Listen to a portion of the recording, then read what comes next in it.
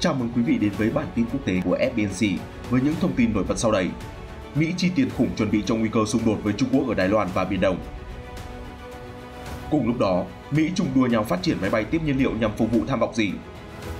Ngoài ra, Mỹ còn phát triển 2 mẫu UAV tuyệt mật để chiếu tướng Trung Quốc. Đằng sau việc Đài Loan mất đi đồng minh Nicaragua chính là cuộc chiến ngoại giao không khoan nhượng giữa Washington và Bắc Kinh ở khu vực Trung Mỹ. Tại một đấu trường khác, chính quyền ông Biden cũng tỏ ra lúng túng với những nước cờ hiệp của Nga. Đáng chú ý, Moscow đang ráo riết đưa tên lửa phòng không đến sát biên giới Ukraine, có phải báo hiệu chiến tranh cận kề. Tuy nhiên, Tổng thống Biden vẫn chần chừ viện trợ vũ khí mặc cho lời kêu gọi. Một số tin tức đáng chú ý tiếp theo, hơn 50 người e rằng đã qua đời khi lốc xoáy xé toạc nhiều tiểu bang của Mỹ.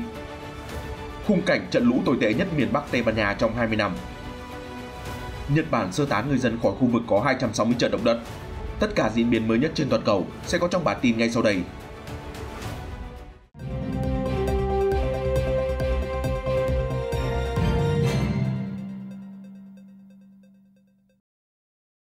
Mỹ dự kiến dành ra 7,1 tỷ đô la ngân sách quốc phòng để tăng cường sức mạnh ở khu vực Ấn Độ Dương-Thái Bình Dương vào năm tài khóa 2022, giữa lúc cuộc chiến siêu cường với Trung Quốc đang tới hồi gay cấn. Khoản ngân sách cho khu vực Ấn Độ-Thái Bình Dương là một phần trong đạo luật ủy quyền quốc phòng đã được Hạ viện thông qua vào hôm thứ Năm, dự kiến sẽ qua ải Thượng viện trong Chủ nhật hôm nay. Nếu được phê duyệt, Mỹ sẽ chi 7,1 tỷ đô la cho sáng kiến răn đe Thái Bình Dương, tăng 2,1 tỷ đô la so với đề xuất ban đầu của Lầu Năm Góc. Sáng kiến răn đe này kéo dài 7 năm, chi tổng cộng 27 tỷ đô la để tăng cường sức mạnh của Mỹ ở khu vực Ấn Độ-Thái Bình Dương, bao gồm củng cố hệ thống tên lửa phòng thủ, hậu cần và hợp tác với các đồng minh trong khu vực. Khoản tiền cũng được dùng để quân đội Mỹ thực hiện tuần hành hàng hải và hàng không đến khu vực để duy trì sự hiện diện ổn định, cho thấy quyết tâm của Washington về kìm hãm Bắc Kinh. Chuyên gia giao thông từ Trung tâm Chính sách Toàn cầu Kennedy Thanh Hoa cho biết, khoản ngân sách khủng cho thấy Mỹ quyết tâm đối đầu trực diện và lâu dài với Trung Quốc, thậm chí chuẩn bị cho nguy cơ xung đột quân sự ở eo biển Đài Loan hay Biển Đông. Nhà nghiên cứu Chu Thần Minh từ Viện Khoa học Quốc tế Jun Wang ở Bắc Kinh cho biết, sáng kiến răn đe Thái Bình Dương thể hiện Mỹ nỗ lực nâng cao khả năng hợp tác chiến đấu với các đồng minh ở khu vực, đảm bảo một mạng lưới có thể tấn công chính xác ở chuỗi đảo thứ nhất và thứ hai trên Thái Bình Dương nhằm kìm hãm Trung Quốc.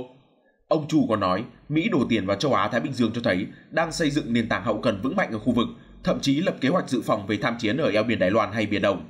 Mặt khác, đạo luật ủy quyền quốc phòng còn bao gồm một phần đề xuất cho Đài Loan tham gia vào cuộc tập trận vành đai Thái Bình Dương 2022, cũng như giúp Đài Bắc củng cố năng lực chiến tranh phi đối xứng để có thể chống đỡ đòn tấn công tiềm tàng của quân đội Trung Quốc.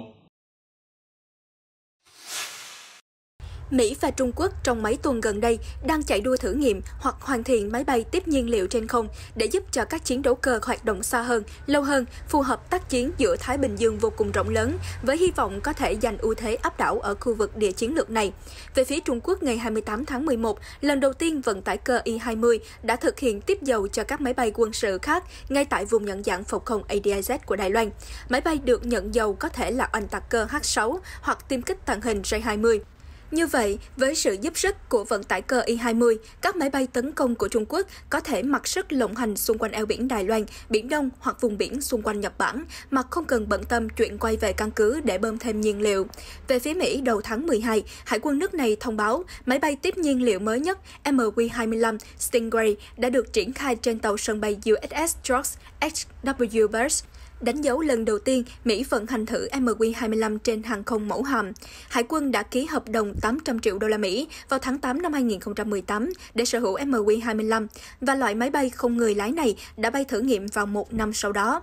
Đến tháng 6 năm nay, MQ-25 tiếp tục thử nghiệm tiếp dầu cho tiêm kích F-A-18 Super Hornet của Hải quân Mỹ, đánh dấu lần đầu tiên một máy bay không người lái tiếp nhiên liệu cho một phi cơ khác.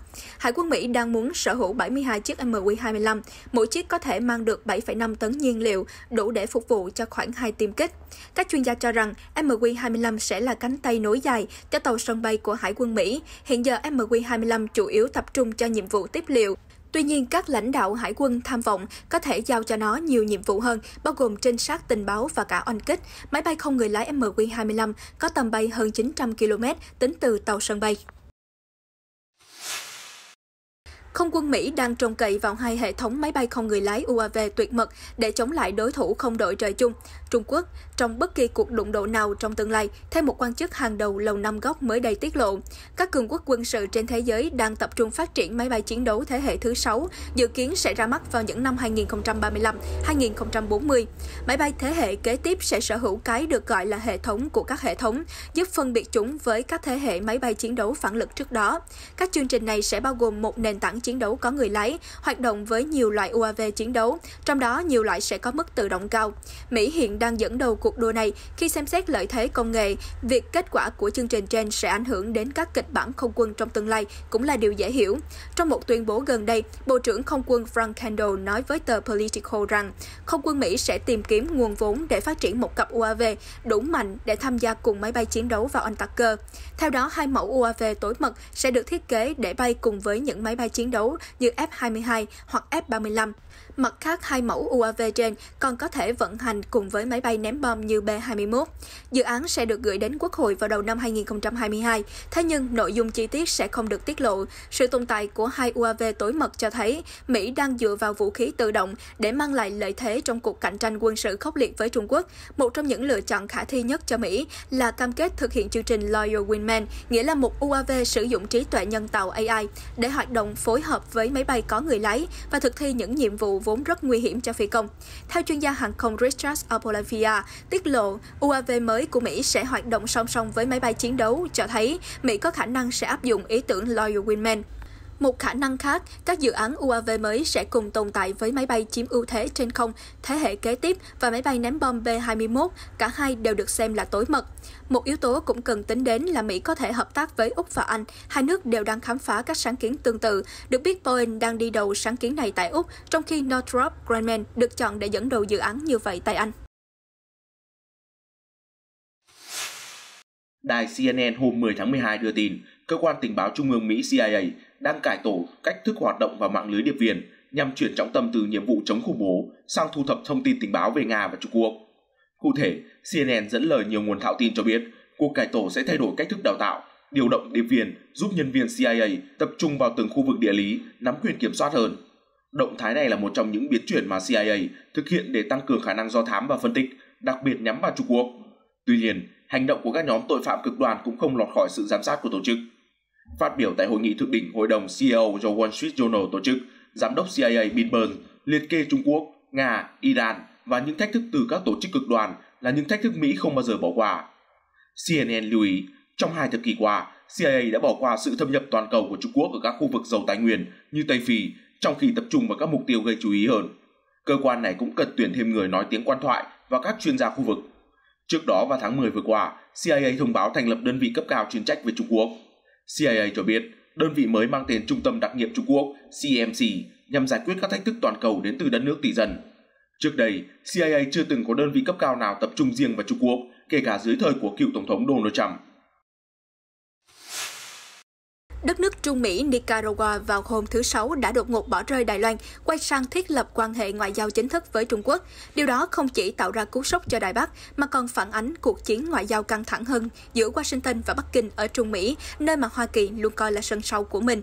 Nicaragua là nước thứ tư ở Trung Mỹ chuyển sang thiết lập quan hệ chính thức với Bắc Kinh trong vài năm qua, theo sau Panama năm 2017 và El Salvador năm 2018. Cộng hòa Dominica ở vùng Caribe cũng nối bước bắt tay với Trung Quốc vào năm 2018.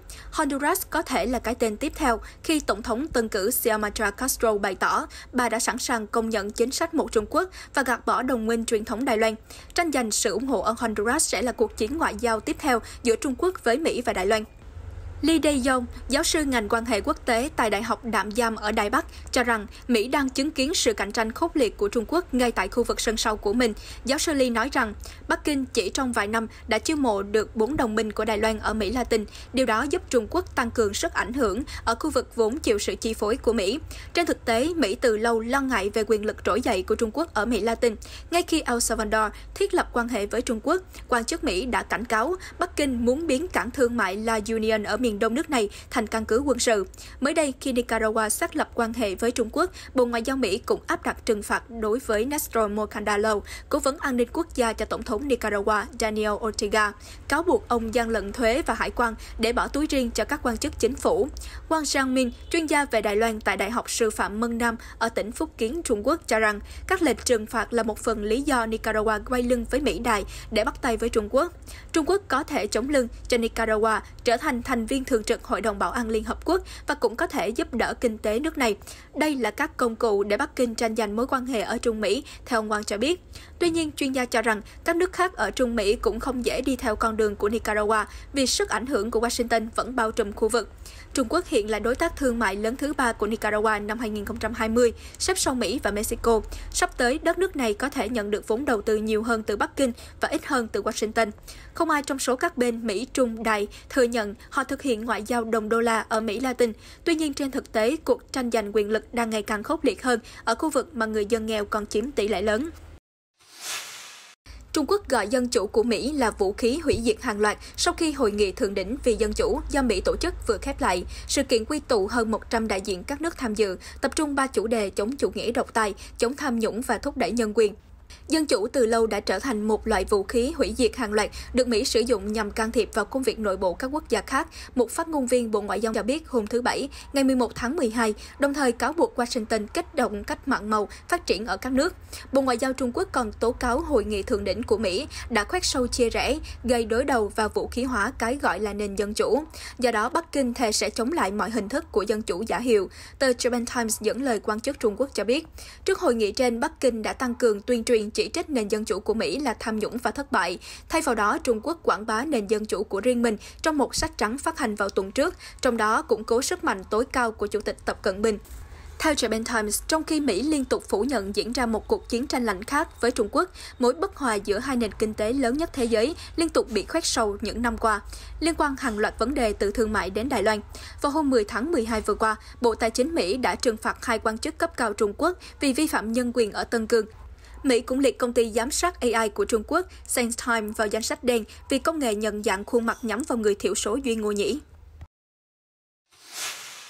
Liên Hiệp Quốc sắp công bố đánh giá về tình hình ở khu vực Tân Cương của Trung Quốc, nơi chính quyền bị cáo buộc giam giữ, ngược đãi 1 triệu người Hồi giáo Duy Ngô Nhĩ.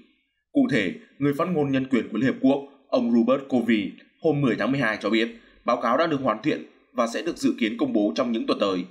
Trước đó không lâu, một phiên tòa độc lập ở Anh đã điều tra sự đàn áp của Trung Quốc đối với người Duy Ngô Nhĩ và nhiều dân tộc thiểu số khác. Phán quyết của tòa đưa ra hôm thứ Năm ngày 9 tháng 12 khẳng định chính phủ Trung Quốc phạm tội diệt chủng ở khu tự trị Tân Cương. Tòa án chỉ ra chính phủ Trung Quốc có nhiều hành động làm suy giảm dân số người Duy Ngô Nhĩ, bao gồm kiểm soát số trẻ em chào đời. Theo phiên tòa, Trung Quốc đã làm mọi cách để tăng dân số người Hán ở Tân Cương và ép người Duy Ngô Nhĩ di cư đến nơi khác lao động. Đây cũng là một bước trong chiến dịch diệt chủng. Ông Colvin cho biết, những kết luận cực kỳ đáng lo ngại trên vẫn đang được phân tích, đồng thời nói thêm, nhưng chúng tôi cũng đã xác định những biện pháp tương tự như giam giữ tùy tiện, ngược đãi, cưỡng bức lao động và kiểm soát quyền văn hóa và xã hội nói chung. Mỹ và phương Tây trước đó cáo buộc Trung Quốc giam giữ 1 triệu người Duy Ngô Nhĩ ở trại tập trung và cưỡng ép lao động. Ngược lại, Trung Quốc bác bỏ mọi cáo buộc về vi phạm nhân quyền, cho rằng các chính sách ở Tân Cương giúp chống lại đói nghèo và chủ nghĩa cực đoan. Các động thái trên diễn ra trong thời điểm chính phủ nhiều nước quyết định tẩy chay ngoại giao Thế vận hội mùa đông Bắc Kinh để phản đối Trung Quốc vi phạm nhân quyền. Hôm thứ Năm ngày 9 tháng 12, Kosovo trở thành nước mới nhất tham gia cùng Mỹ, Anh, Canada, Úc và Litva tẩy chay ngoại giao Olympic Bắc Kinh.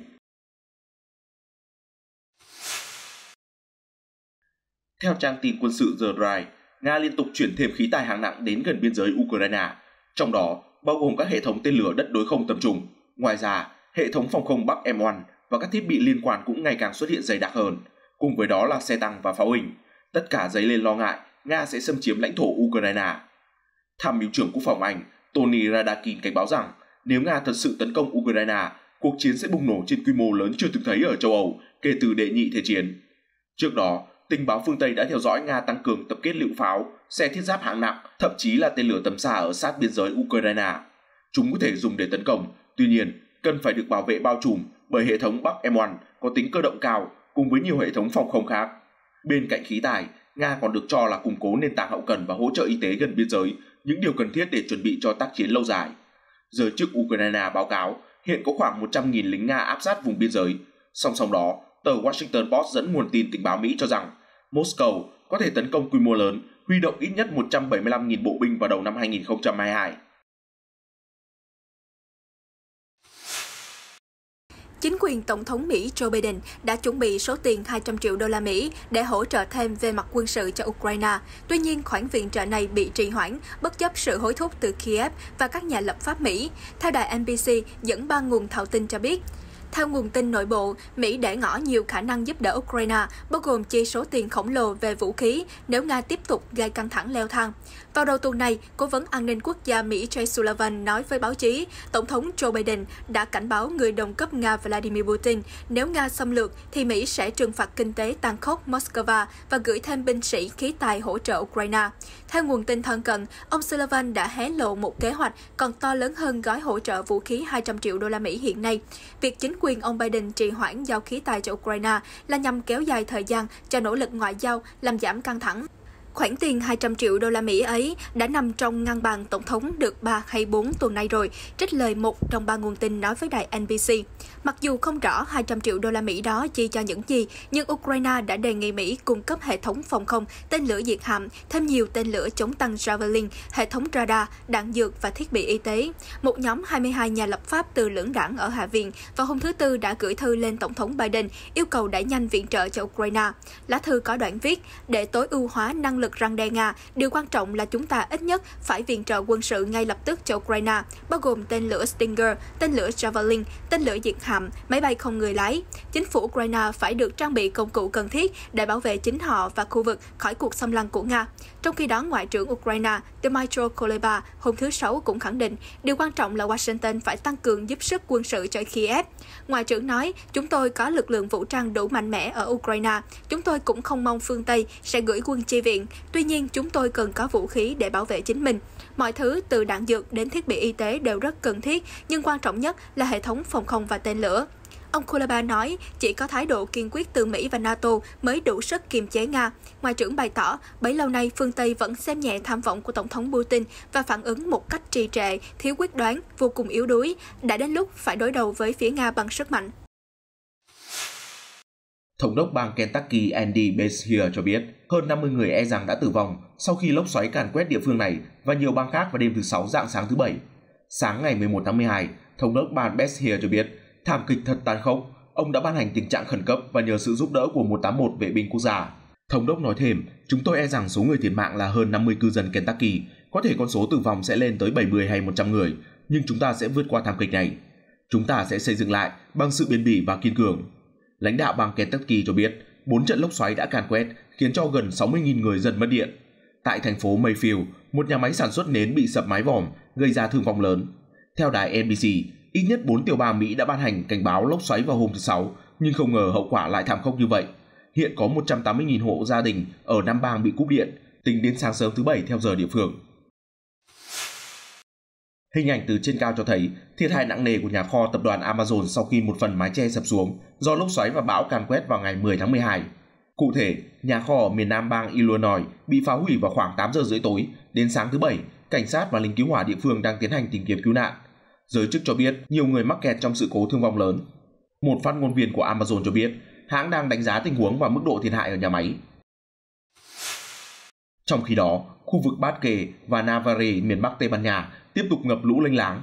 Nhiều ngôi nhà và ô tô vẫn trong cảnh ba chìm bảy nổi giữa dòng nước đục ngầu sau khi bão Bara gây vỡ đê khiến nước sông tràn bờ. Giới chức hôm 10 tháng 12 ghi nhận ít nhất một người tử vong do lở đất làm sập nhà. Theo truyền thông địa phương, bão Bara gây ra đợt lũ tồi tệ nhất khu vực trong vòng 20 năm qua. Cảnh sát Basque vừa công bố video cho thấy toàn cảnh trận lũ lịch sử dọc theo sông Zadorra. Chính quyền vùng Navarre đã ban hành ứng phó lũ khẩn cấp trong ngày 11 tháng 12. Hiện, dòng lũ tiếp tục chảy theo hướng nam, hướng về thị trấn Peralta. Cư dân đảo Akuseshima, miền Tây Nam Nhật Bản bắt đầu được sơ tán sau khi xảy ra động đất mạnh vào hôm thứ Năm ngày 9 tháng 12. Cơn địa chấn đó mạnh hơn 5 độ theo thang đo 7 cấp độ của Nhật. Đáng chú ý đã có hơn 260 vụ động đất liên hoàn từ ngày 4 tháng 12 đến 11 giờ trưa ngày 11 tháng 12 ở xung quanh chuỗi đảo Tokara thuộc tỉnh Kagoshima. Do lo ngại nguy cơ xảy ra thảm kịch đại địa chấn, giới chức địa phương đã di tản những người ở làng Toshima có nhu cầu rời khỏi hòn đảo. Nhà chức trách cho biết 30 trong 75 155 cư dân đã đăng ký di dời. Cơ quan khí tượng Nhật Bản cảnh báo nguy cơ lở đá và lở đất khá cao ở khu vực quanh chuỗi đảo miền Tây Nam do kết cấu mặt đất đã yếu đi sau hàng trăm cơn rung chuyển. Và cơ quan khí tượng lo ngại một cơn động đất mạnh hơn cấp 5 có thể xảy ra trong vài tuần nữa, gây nên những hậu quả khó lường.